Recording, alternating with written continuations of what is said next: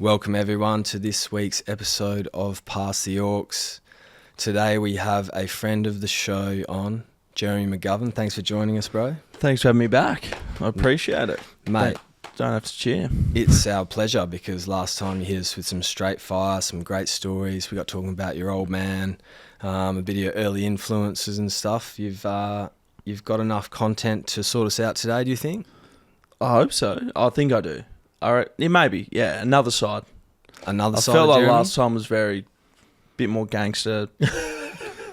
Hip hop. Not deep gangster, I've probably got some real, the way that I look at it is real gangster stuff. And yeah, maybe something left field. We were operating with like early teens teenage gov. We're probably building, I guess. Yeah, we're building to make our way here. The destination. Lucky I got the call back so I can still finish the build off. But I think I've got probably some that might surprise a little bit of different genres. But yeah, I'm a music lover. I like all types, so we'll see what comes. Well, music lovers are the types of people that we want on the show. And like I said, thanks for bringing us back. And Matt, welcome. Tom, it's very good to see you again. Likewise. It feels like it's been a long time since I last sat down on the mic with you and chewed the fat. So, man, I'm really happy to see what you can throw in the mix today as well. Sick, man. Gov, I wanted to ask you, we didn't touch on it last time. We, talked more about who you are, but I want to know a little bit more about like who you and Tom are. Like what Me and T-Bit, yeah. Yeah, what were your first impressions of meeting Tom, I guess, at the club? Scarborough Mad Dog, for sure. What's the postcode? 6019. Is it 6019? 6019, There you go. The 6019. He's still got a tattoo across his chest. He's still humble from there. Initial thoughts was... I didn't really have thoughts. I don't really look at blokes and go, I judge him. But it was just more... Just key back. Knew what he was doing. But young. Yeah. Young kid. What's the age and there's a difference? few How similarities. many years older are you, Gov? 3? 3 years. 92, 95. Yeah. So it has me saying young kid, and he's sort of 3 years younger. But that's a lot in the AFL context. When Yeah, you're well, that's 21 and I'm 18. Like that's a big bit. That's when you're starting to probably establish yourself a bit more, and especially as a key position player, you're a scrawny little fool at 18, and it takes you a few years to get to size. Which is almost not only like understanding the game, but body as well. Yeah, and then becoming a man essentially. Yeah, obviously those physical transitions happen for people, but people actually don't grow up a bit, if that makes sense. It's like you can sort of see that a bit, but yeah, first impressions were good. I only heard good things. Claremont, we played for the same waffle team, so it was already naturally just lean that way a little bit. But it took us a while. It took us a couple of years before we fully got going. And I think that's not like a thing of... I think that's just a normal thing, if that makes sense. It's like you sort of find your feet a little bit. Same as me. He was 3, I was about 6 until I started playing.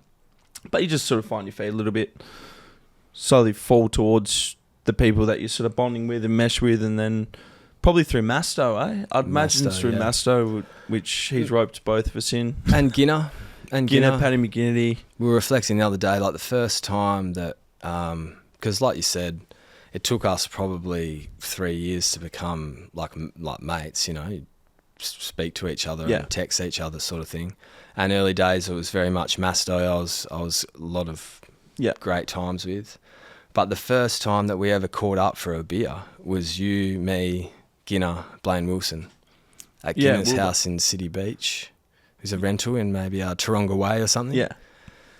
And you invited us around for a beer, and it was a Wednesday or something. That's the Saturday. That's the weekend. That is the weekend in football. And it was pre-season, and the boys sort of text me, TB, what are you doing? Come around. And so I came around, same as what you spoke about in that one with Scotty Selwood, a bit like, not really sure what's going to happen here. Yeah. It's a Wednesday arvo. I'm not bringing 10 beers around or a carton around. And so I rocked up there with nothing, and the boys were on the balcony. I remember all 3 of them there. Carlton Dry. Carlton Dry by the ankle, like sort of looking at me as well.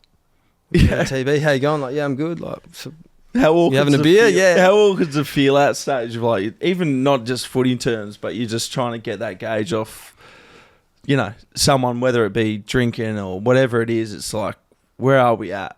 Where do you sit here with this? Yeah, like same thing at like even with your jokes. Or I'm sure you guys would have had it. It's like you don't know whether to crack this gag and they're going to think I'm an idiot, or are they going to crack the gag and just piss themselves and love it? Are we on the same sort of level? It's so hard. Well, that was our first time. Was there a like, moment we're on the same level. you know, the last episode that we recorded, I remember you talking about the moment where someone was like, hey, can you help us jump? And you didn't expect that. Yeah. Like, help us jump the fence at that festival. And that moment where you're like, okay, like, actually, he gets it, I get it, we're cool, we can be on the same page. This is that party, essentially. Yeah, 100%. I suppose. The party. This is us four having a blokes beer on a Wednesday, together. having a beer, and it was sounds like, hell of a party. Yeah. give us one of those Carlton dries, and sweet. And so you have like 4, and then we cracked a bottle of red and went downstairs and started putting on tunes, and Ginner was into this particular Indie flavour of dance, like, you know, hands on hips, kick the feet heaps. You remember, it was like a chicken dance, and he'd rotate around the room. Do you He remember? thought he was this supermodel the way he danced. Oh, It was so like he's got funny. this beautiful ass. If you've seen Patrick McGinn, he's got no ass.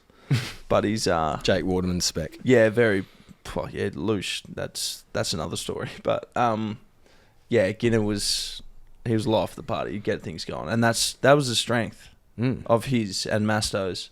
Yeah, they weren't superstar players. They will say that, but behind closed doors, like, they're the guys that create this beautiful culture that you need, and that Tom Barrass needed, that Jeremy McGovern needed. Of, it's okay, we're normal, we drink during the week and we have a good time, we enjoy it, but then the first 2 guys at the footy club the next day were Patrick McGinn and Masto, and they're grabbing you by the scruff of the neck and teaching you how to train. Like, that stuff that I've experienced and you've experienced, that's invaluable. You can't put a price on. It's still the exact same in any workplace, regardless if it's footy, It's or relatable. if it's like making beer, or if it's recording podcasts. It's just like, okay, there's that feeling out period, and it just is like some sort of insignificant olive branch that might not seem like it's a lot, and then it turns out to be like the start of a really cool friendship. Yeah, man, and it's gone the other way too. I've had plenty where it's like thinking this, and then it's like never get invited again, if that makes sense. Yeah, the joke didn't land. The joke didn't land.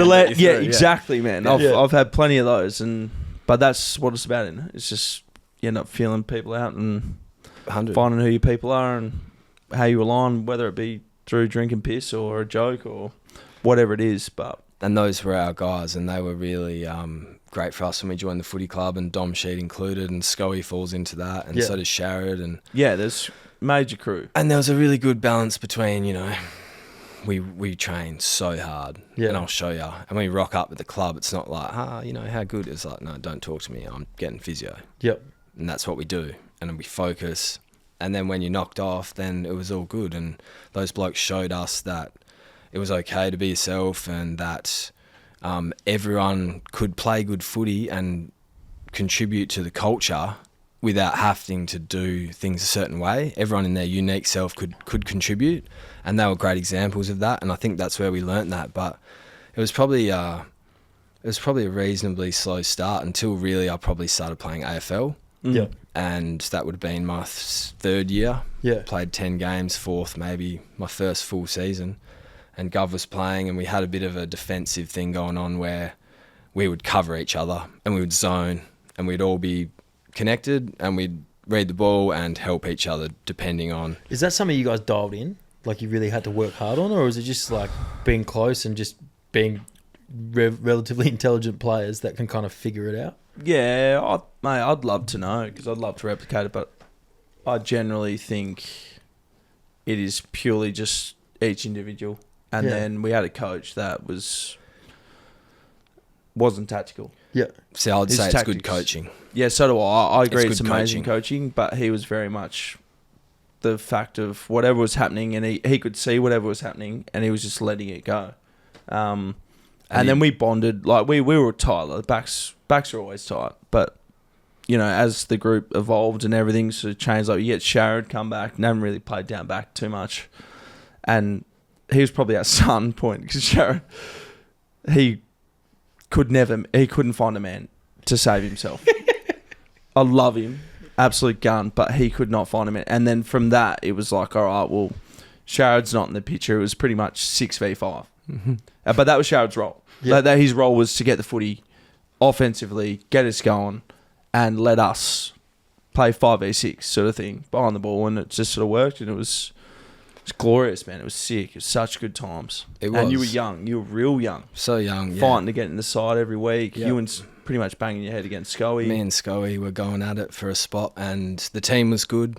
And people don't recognise that when they rate players. Yeah. Is that when the team's good and there's pressure in the midfield, you there can be a spot for someone, an 18-year-old like me or a 20-year-old who's got a strength but isn't the top to bottom well-rounded player. Good teams can hide that, and I feel like that was probably my experience, and anyone in a good team who's the young player, that'll be their experience, and it's something I took for granted. But then, as you know, if your team doesn't perform, that's where you learn and grow, and that's sort of the natural cycle. But I certainly felt like I was young and I was in the picture because I had a strength, and I learnt how to kick the ball to the nearest person. Yeah. Because everything was too colourful for me in AFL because there's a crowd and there's flashing lights. It's crazy. And so I really felt like Gov and Bunga and Eric McKenzie and Will Schofield and all these more senior blokes, especially in the backline, really helped you to learn that and figure that out and understand that dynamic within the team. And that's probably when we started getting real close, because he was my older brother helping me learn how to defend, had a very similar strength, had a very similar deficiency, except probably a better kick and a better user of the ball. But with the good coaching, we'd all sit down together and acknowledge what we were good at and what we weren't, and therefore the decision that you need to make just became so clear and so obvious. And I thank Adrian Hickmott for that. Yeah, he's a was gangster. OG. It was like easy best defender ever. Yeah. But Is that like a player's no? well, the thing is, he was the best defender ever. He'd just get it done no matter what. Like you're throwing easy, 100%. But then when he gets ball in hand, we all knew that Easy's not biting something off in the corridor. He's not trying. We need to try to get a short kick for him, just to release that. We don't have to create, us defending it. We just had a greater understanding of all this stuff. Same with Sharrod. Sharrod would do anything. You just give him the footy. He could do absolutely anything here. All right, how do we position? How do we ready to defend? Just couldn't find a man. He couldn't find a man, which we knew that. But that's the thing. We understood him. It wasn't like, Sharrod, we hate you because you can't find a man. It's like, nah, you're an offensive player for us. We get it. We'll do our part. And our part was we'll plug the holes. We'll defend. We'll intercept. We'll intercept the footy, and then come for that handball whoever gets it, player. whoever gets it is how it goes. Xavier Ellis was down there as well. Extremely good ball user. Same thing. Not the greatest defender of all time, but had such good strengths that you just get the ball into his hands and he'll make something up for us. And that's just how we rolled. We had a good understanding of each other. It was sick. And like also young and growing into becoming a really good team, like really good players there, but also like growing as humans at the same time. Yeah, we had a mixed, diverse of crew. Like Sammy Butler was there at that stage. Obviously, Scully, Easy, Brownie. Darren Glass just finished up, so that's when this all sort of eventuated. Then you had Brad Shepherd, Gunn, Lewis Jetta end up coming in. Like a diverse range of boys, and when we're out there, we're all just the same. But then we're all looking up to Scully, Brownie, and Easy, and Glassy, and all these guys. But then Tom Barrass is looking up to Gov, and we're all just sort of helping each other out. Yeah. So it was and that sort of that olive branch that we previously spoke about sort of helps meld that. And then that was just fluent by. It was never spoken about. We never spoke about it. It was just a thing. It was just It goes back to my dad's story of the way you act, and the way that we just do things. As a young person, you just come in. Episode? On the last episode, Yeah. And you just fall in to whatever's happening, and was the same with us until we had a year that Simo, God love him, but he wanted to label it. Yeah. As soon as it got labelled, we could. It's not a teachable thing. It was just a mold. Like you don't tell people. It's not a like, hey mate, you got to stand here at this time. It's a feeling. It's a natural side of footy, That's the And best as soon way. as we went that, it just started to crumble away because Yeah. we were trying to teach it and we were trying to say it, but It the was an group of intellectual method Yeah. of teaching. Yeah. Naming, like, it's intellectual, where it wasn't that. It was a experiential. It was a feeling. It was a understanding. It was they move right, you move left, because you're just connected. And there's no thought when that's happening in flow state, and when you're playing great footy as a team, you just know what each other's doing. It's not an intellectual thing, and people get confused sometimes, and people say, "Oh, smart," or this or that. There's so many different types of smart. There's so many different types of experience, and you can try and categorize things, but it's a holistic thing. You can't reduce it into nothing. And our defensive style was holistic. It was the back 8, including the sweeping winger. Yeah. It was everyone, and that was how we did it. It sounds like your friendship essentially lends to it as well. It's like holistic. yeah. Yeah, I would agree with that. I And think that's where I reckon how we connected probably. Footy first and the... Yeah, no, I think we like similar, like got good crew. We've had a good environment growing up, as in our mates. Yeah. I think we value like the same shit. We love having a good time. We love music, obviously. That's why we're here. And then the more you sort of hang out, because it's not like it's forced. Like I have to hang out with Tom because that's my work environment. Same as anyone goes to work, they've got to hang out with that person. So for me, it was like, yeah, it's forced, but then because it's forced, you actually get to know someone better. Yeah. And not just TB, but like a lot of my teammates, it's like if I'm walking on the street or I see them at a pub, I might not have actually hit them up again, if that makes sense. But for us, it was forced. And then before you know it, we start getting deeper and there's all these other values and all these other things popping out. It's like, man, this is my guy, you know? As you do, as mates. And same thing at school. Yeah. You're forced at school. You have to. They're the people in your classroom or your year. You have to mingle with them. It's the same as footy, so I'm grateful that we got that. Yeah, I Yeah. think it's a pretty special thing to be able to like say you worked with some of your best mates ever. Yeah. What I'm going to do now is I'm going to play a couple of tracks for you guys, and then we'll be right back. Sounds good. Sweet.